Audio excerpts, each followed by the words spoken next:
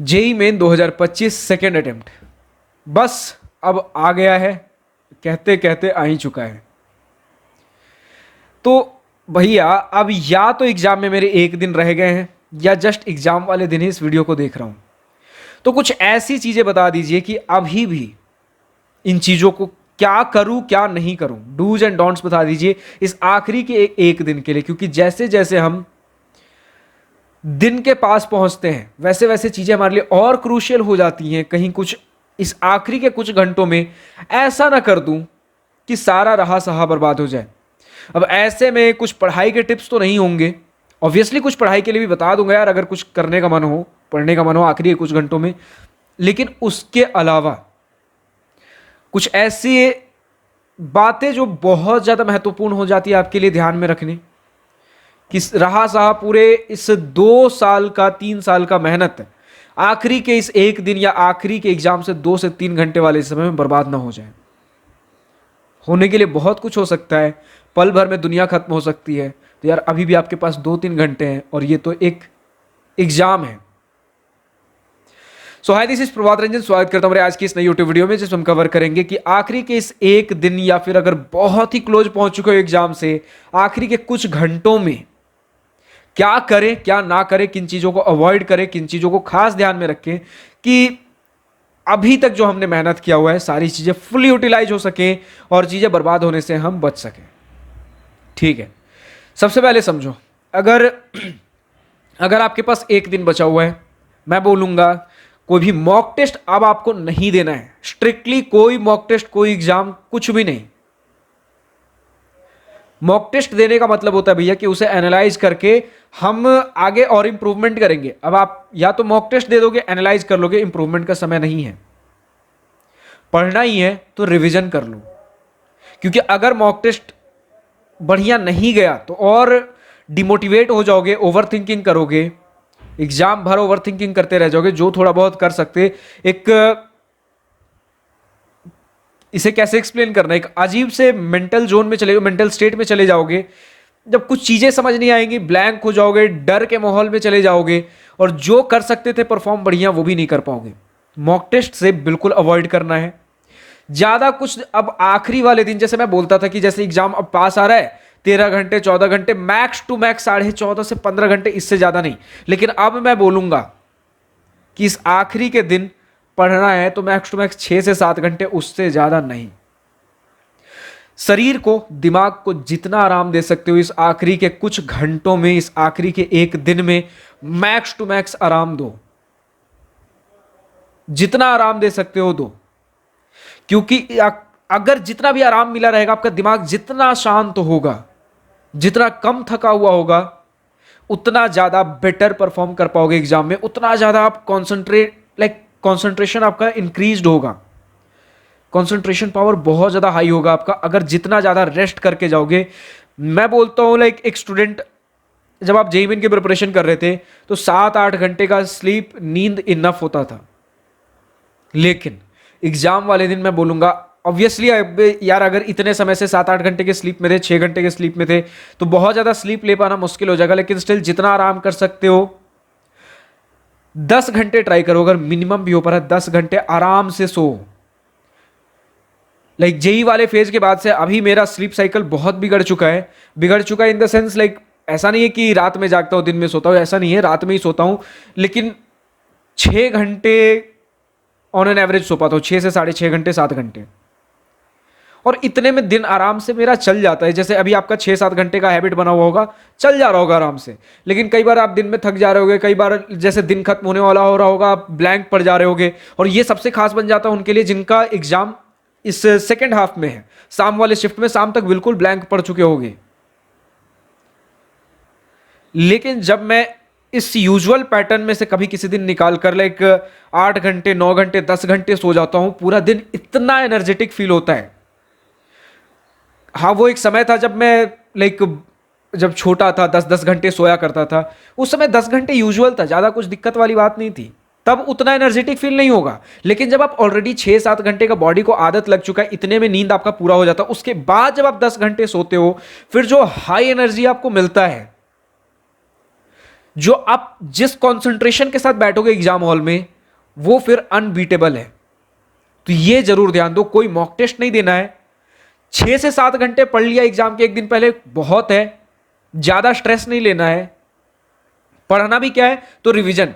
एक वीडियो कल मैंने अपलोड किया था कि लास्ट डे पे फुल सिलेबस रिवीजन, चाहे थ्योरी क्वेश्चंस कैसे करना है वो एक बार देख लो।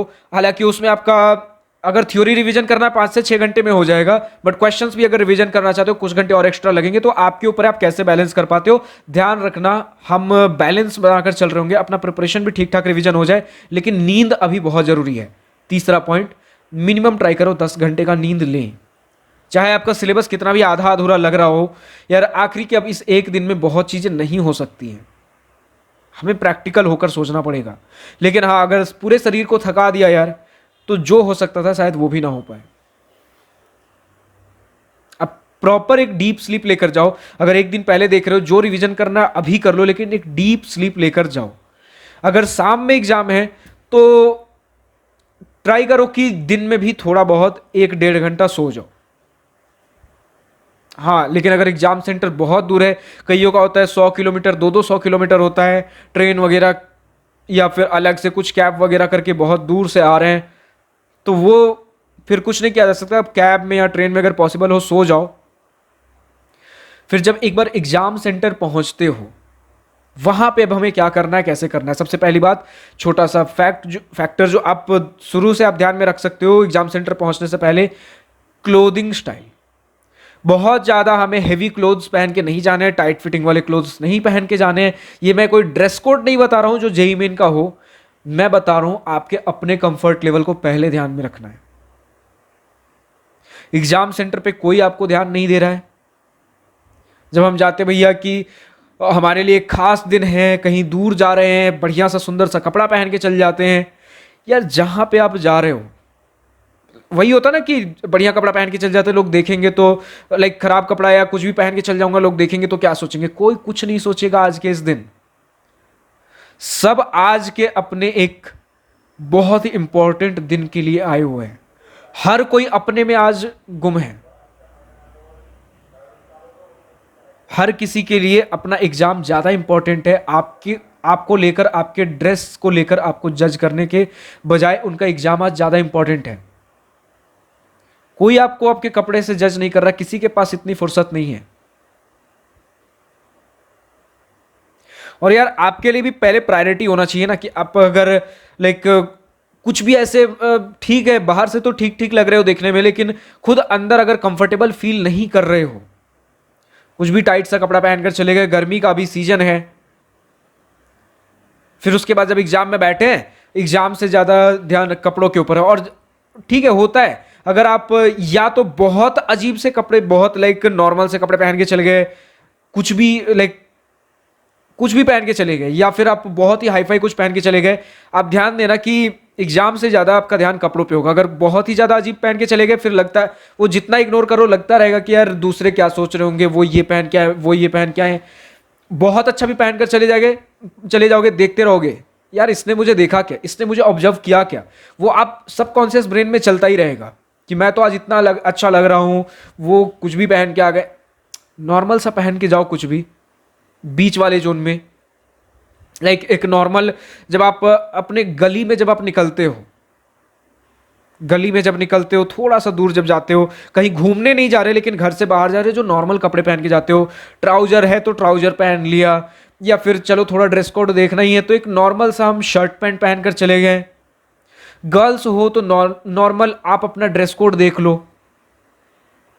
अगर आप वेस्टर्न पहनते हो तो नॉर्मल सा टॉप वगैरह कुछ पहन लिया, नॉर्मल सा डिसेंट सा। अगर कुछ इंडियन पहनते हो, कुछ एथनिक वगैरह पहनना है तो सलवार कुर्ता कमीज जो होता है, कुछ उस हिसाब से डिसेंट सा जो कंफर्टेबल हो वैसा कुछ पहनकर चले जाओ। ज़्यादा कुछ ऐसा नहीं है। और हाँ, अपना जेईई मेन का भी एक छोटा सा ब्रीफ सा कुछ ड्रेस कोड होता है, कुछ वैसा मेटल ऑब्जेक्ट्स नहीं होना चाहिए, कुछ अब देखना बेल्ट वगैरह ना पहन कर जा रहे हो, इन चीज़ों का ध्यान रखना।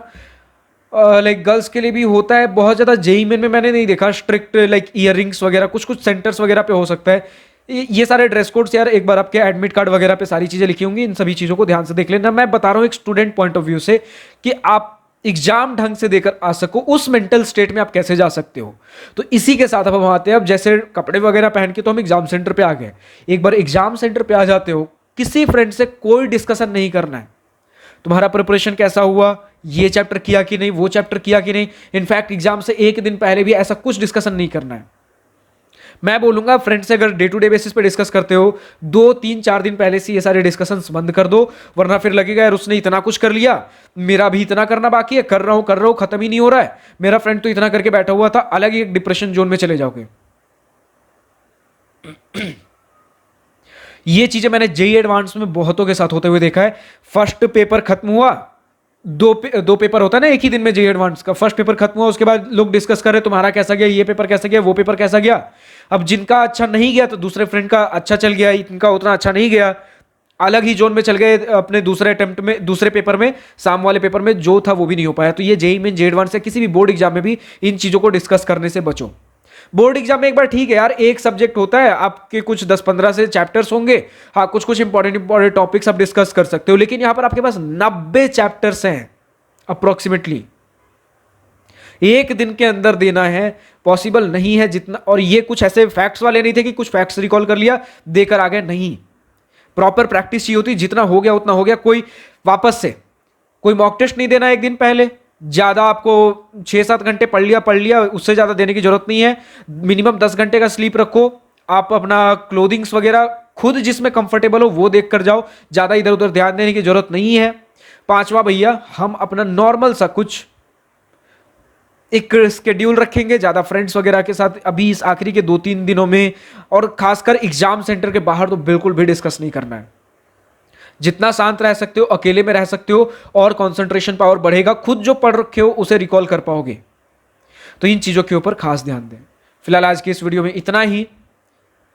अगर किसी और पर्टिकुलर टॉपिक के ऊपर वीडियो चाहिए, इंजीनियरिंग कॉलेज एडमिशन सिलेक्शन, किसी भी पर्टिकुलर टॉपिक के ऊपर, आईआईटी जेईई से related, class 10 and below, engineering college life, placement preparation से रिलेटेड, कमेंट सेक्शन में लिखकर बता सकते हो, उसके ऊपर वीडियो बन जाएगी।